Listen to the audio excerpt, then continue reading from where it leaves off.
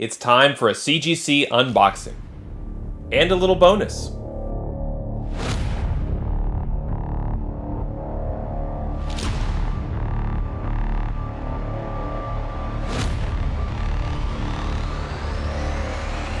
Hey there, today I have a CGC unboxing video.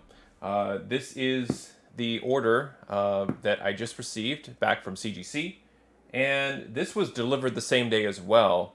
And if you watched my last CGC unboxing, I believe that this is a leftover that ended up taking a little bit longer because I had ordered a custom label for a particular book. So I'm going to open both of these orders. I'll do the big one first. As always, I don't know what is in this particular order. Although it's very tempting to look once you get that email from CGC saying that your books are ready to ship. I don't look. I prefer to be surprised. I like to unbox the slabs here on the channel and share my reactions with you and kind of show you what sort of the price history of these books are in terms of how I acquired the book, what the fair market value is, what the value is, and the grade that I got. And in most cases, I'm expecting 9/8. If not, I'll call it out, but I don't do a whole prediction thing. I want 9/8. We all want 9/8. So that's the goal here. So let me unbox this shipment from CGC and get to the books.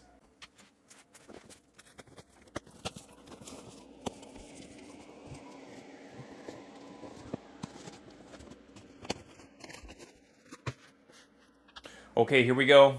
Super excited. I love getting these. Like I said, I don't remember which specific books they are, so I'm going to kind of grab them at random, and I'll talk about each one. I'll show you the values as we go along. So let's get to it.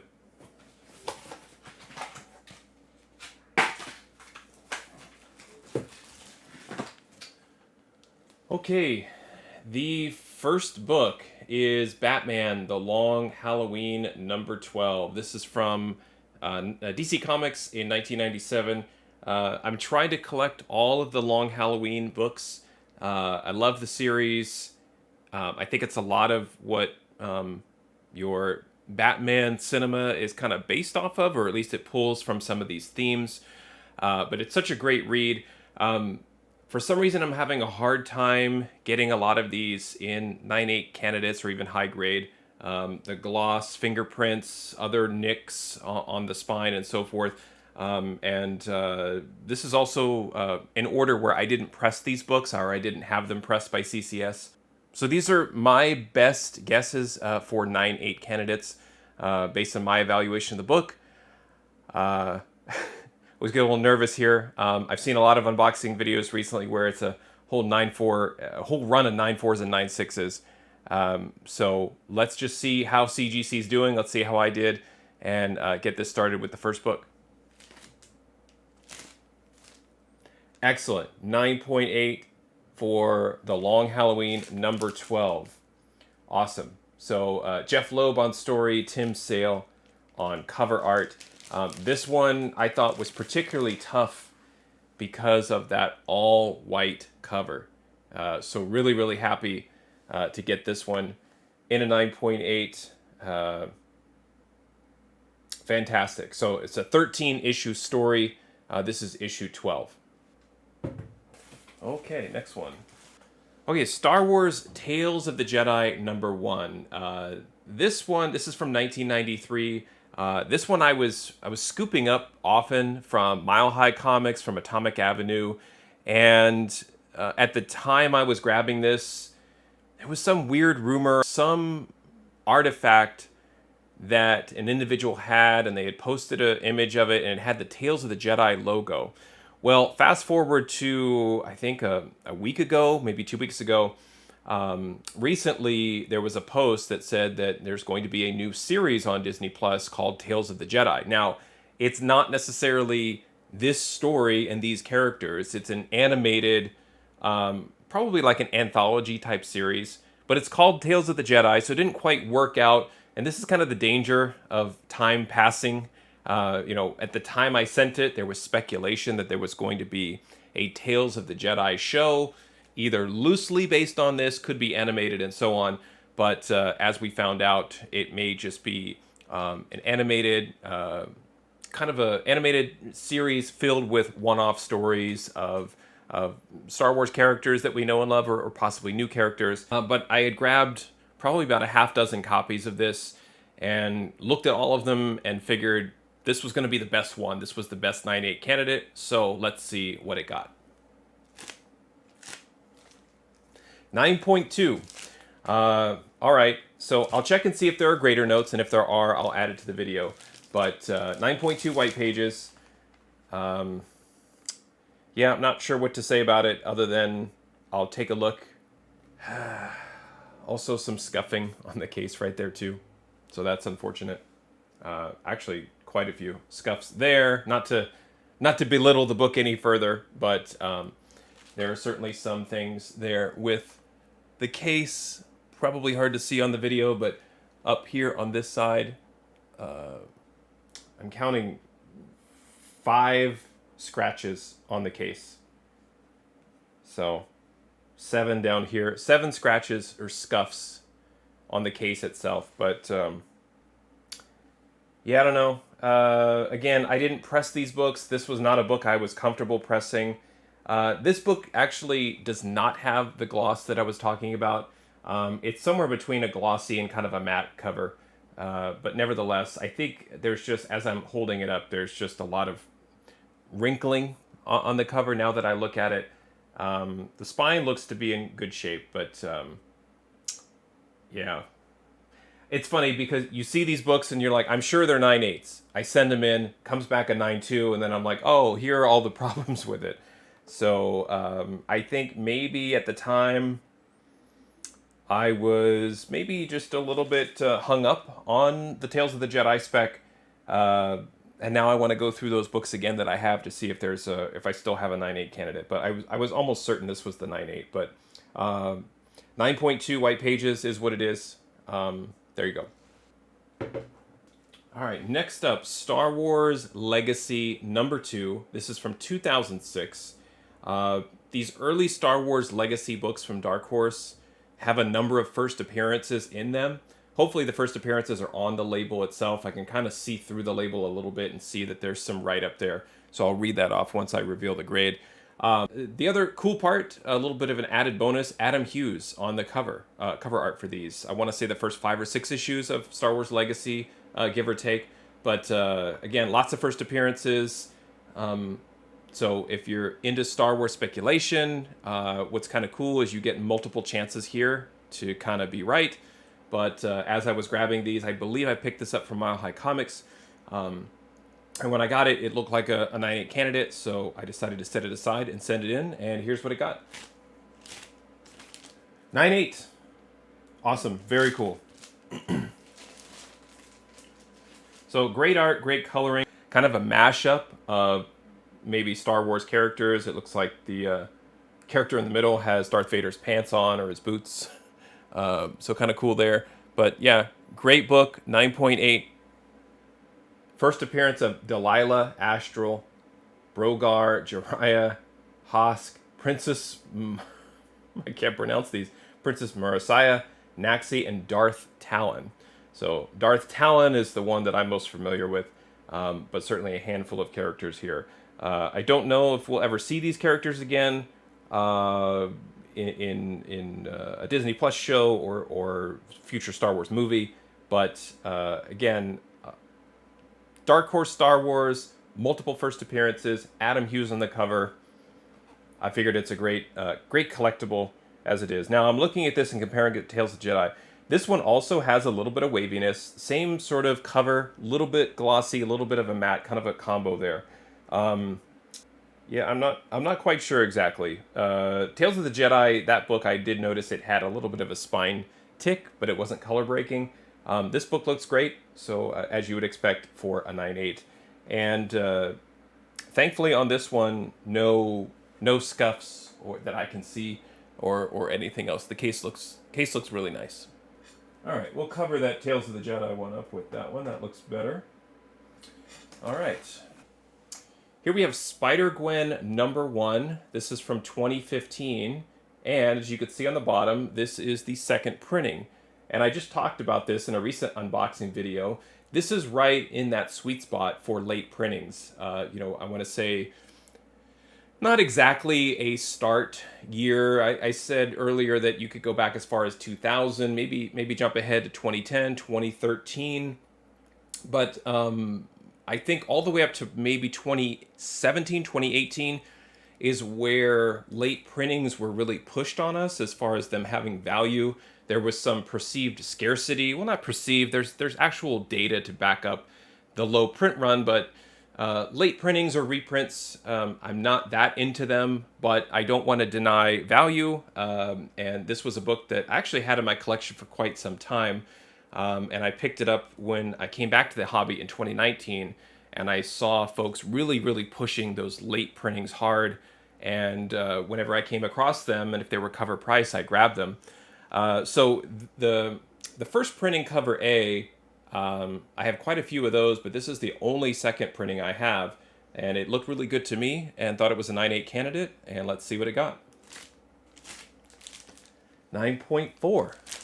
All right. Yeah, and I can see it right now as I hold it to the light. I'm like, maybe I need better lighting, or look at the books over here instead of on the other side of my room. But I can see a spine tick crease right in here. And then down here, there's quite a bit of, too much glare there. But down here, there's like a little bit of a crease that even comes across right in here. So yeah, that should have been really obvious to me. So that was totally my bad. So this is another order where I thought to myself, I don't have to necessarily press every book. And now, of course, I've changed that and feel like every book needs to be pressed unless you're 1,000% sure it's a 9.8. Because I can definitely see some of the Marvel waviness. I can see a crease there. Could I have pressed that crease out? I don't know. And now the book, is it worthy of cracking and opening? I don't know. I still think it's a great collectible, like I said, with the late printing. Third printing is even more rare, as you can imagine, than the first and second. But this will look really nice alongside the 9.8 that I have of cover A. So be sure to kind of look out for these later printings. They all have, the Marvel now, or these in 2015 with the stripe at the bottom. The late printings have alternate colored stripes, alternate colored logos, and so forth. Okay, let's keep going. All right, Spider-Man number 2 from 2012. This book I probably got from Midtown. And this sort of Spider-Man series, it was kind of, I was falling for the first time characters met up or teamed up. Spider-Man number 1 really has good value in a 9.8, and I was surprised to see that also number 2 does as well. Great Jim Chung art, you can't go wrong with that. But you got Miles and Peter on the cover. I thought this was a 9.8 candidate, so I sent it in. And again, I was surprised to see that issue 2 was holding up alongside issue 1 in terms of graded value. So let's see what this one got. 9.8. All right, kind of alternating here, but again, not necessarily a key book. Brian Michael Bendis on story, Sarah Pichelli art, Jim Chung on cover. So a really strong creative team on this one. But again, yeah, not a key, but just a great cover, I would say, with kind of a mashup of Miles and Peter. All right, now I'm kind of nervous for the next one because we're kind of trading off 9.8s and other grades, but I've got all right, maybe 4 or 5 left to go. All right, Star Wars War of the Bounty Hunters, Jabba the Hutt, number 1, the Coelho variant cover, an extremely long title. This was just kind of speculation that this specific bounty hunter was going to show up. I think the rumors got even wilder with it potentially showing up in Boba Fett. Again, it was one of those where at the time I had it, this book was being discussed and talked about, and it's certainly not discussed as much anymore today. We're really focused on Obi-Wan, even some of the other Star Wars shows that are coming. And Book of Boba Fett was what it was, not as well received as the other shows.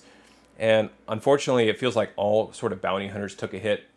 Could this character show up in Mandalorian? Like, I don't know. But it was one of those where it was the first appearance. It was an incentive. I don't believe when the War of the Bounty Hunters storyline came out that the Jabba the Hutt issue specifically was all that, well ordered ahead of time. I think people kind of picked this up later. But I got this from Things from Another World, where I had pre-ordered incentives and was able to pick this up. So this is from 2021, and let's see what I got. 9/8. All right. So this one's pretty cool to me because it does justify a little bit all of the incentives that I was pre-ordering from Things from Another World. I would typically get at least one, but I would say more on average of 3, 4, or 5 incentives whenever I would do an FOC type of order. And I think I'm talking about in my monthly shipment. So maybe one incentive a week if I was lucky. And it was a whole process of trying to find and locate incentives like these. So this is a 1 in 25. The only thing is, I think it's recent speculation. The first appearance of this character is not noted anywhere on the label itself. So that's unfortunate, but still a great Iban Coelho cover. Next up is America number 5. So this one I love for a few reasons. Kate Bishop on the cover with America Chavez, Lucky the Pizza Dog as well, and Jen Bartel on cover art. So again, a lot of pre-Doctor Strange and the Multiverse of Madness thinking here, where I just thought really any book with America Chavez is probably worth grading if I think it's a 9/8 candidate. And I still believe that to some degree. I still believe that there's more to do with her character. There's part of me that feels like Multiverse of Madness was a jumping off point for a new character such as America. I'd like to think that the movie was more than that, but there was part of me as I was watching it just felt like this really is a first appearance vehicle for this character. I'm interested to see where they go. I feel like she's going to pop up in Young Avengers. She'll probably have appearances with Kate Bishop. So just again, kind of in that mindset when I sent this in. So let's see what grade I got on this one. 9/8. Okay. Very cool. So this one too, you've got the great Bartel art on the cover, and love the colors on this too. So you've got the purple with Kate Bishop mixing with the blue and purple in the background, American flag on it. So really, I think just great artistic cover as a standalone issue. Not a key, just another America Chavez book to add to the collection. And happy to have this one in a 9/8. So very cool. Next, DC Festival of Heroes #1. This was kind of an odd pick for me. It is the first appearance of Monkey Prince. So this is from DC Comics, and this is kind of like the design variant cover. Right when I was, I guess I want to say, in the mood to put together an order to send in for CGC, I happened to unbox an order from Midtown that had this book. And when I looked at it, to me, it was like, okay, it's a little bit of a square-bound book. It's a thicker book, but it looked to be in great shape. With the all white on the cover, like no smudges, no color rub. And with the square bound, looking at corners and everything, I was like, wow, this looks really nice. And also at the time, the Monkey Prince character was getting a little bit of attention. It was kind of like, well, the books are under ordered, so the incentives are rarer or more collectible. And it was just sort of like, well, I've got these books set aside to send in. This one looks good. I'll just add to the pile. So here it is. This is DC Festival Heroes #1, and it's a 9/8. So I feel like I was correct on the condition, which a lot of times with these square bound books, at least with the ones I get, I notice like a little bit of like either chipping or peeling on the corners just because there's so many pages. And this one, it's just exactly the way that you'd want it. On the back, you have the dark cover, so it's like alternating black and white. And I just felt like, boy, this is going to be a really tough one. Now, looking at the back, I even see some markings there, right there along the top, where you can start to see the white coming off of the black cover. So had I really, really seen that, I don't know if I would have sent that in, and it still got a 9.8. But I think that the corners were just so perfect.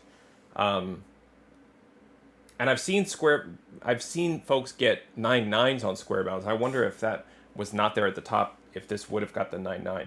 But anyway, I think what really drew my attention to it was just the cover art design, the character design, Bernard Chang cover.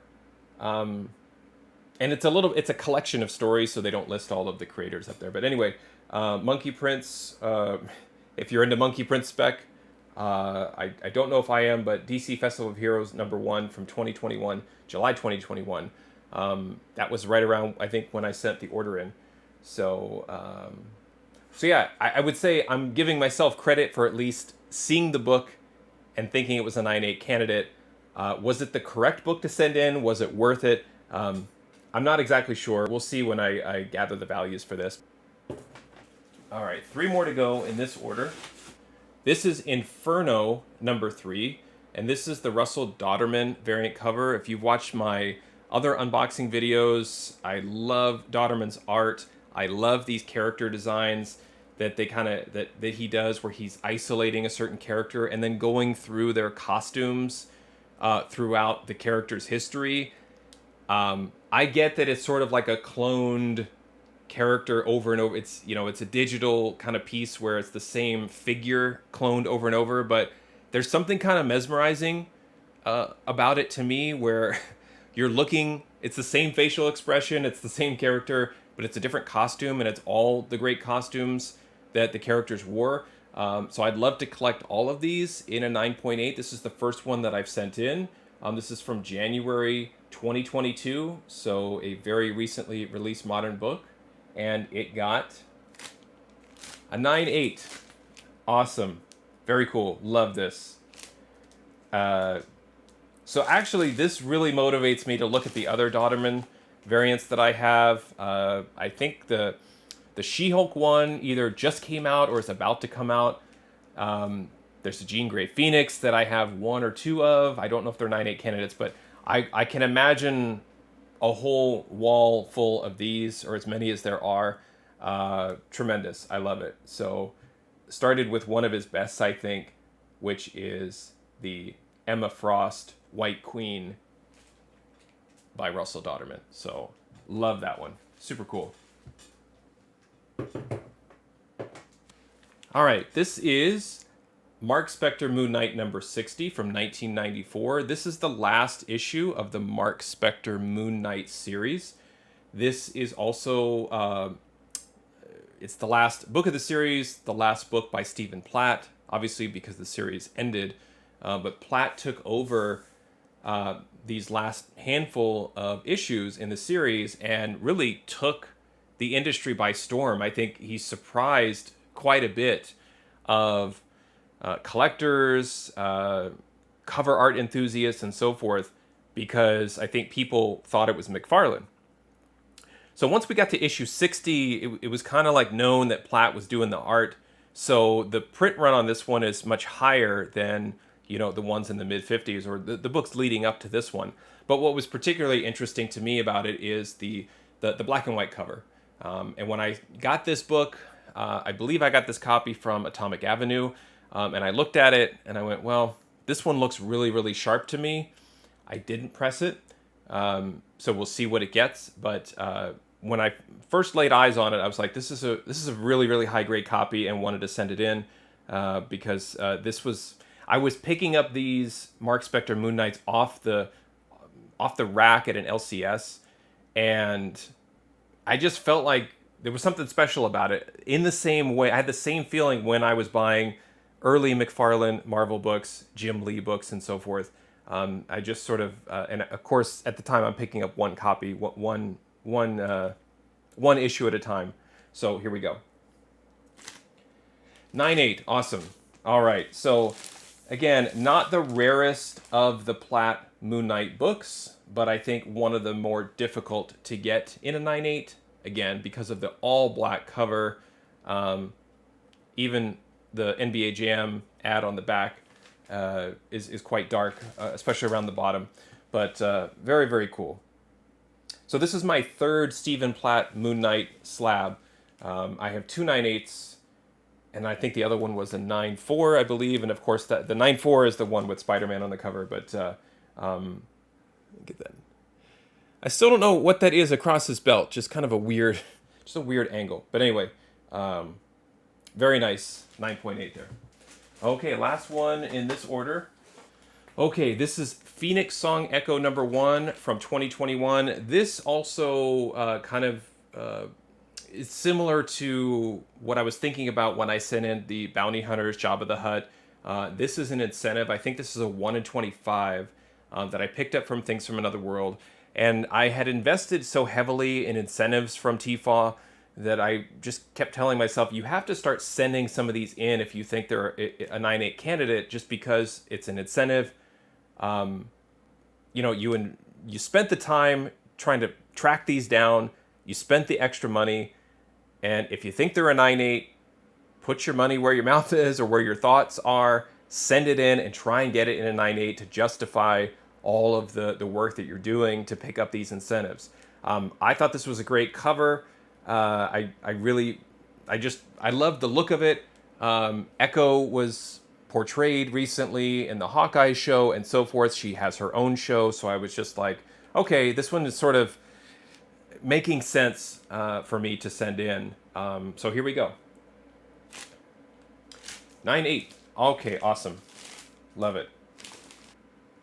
So this is a Gustav Klimt, the Kiss cover homage.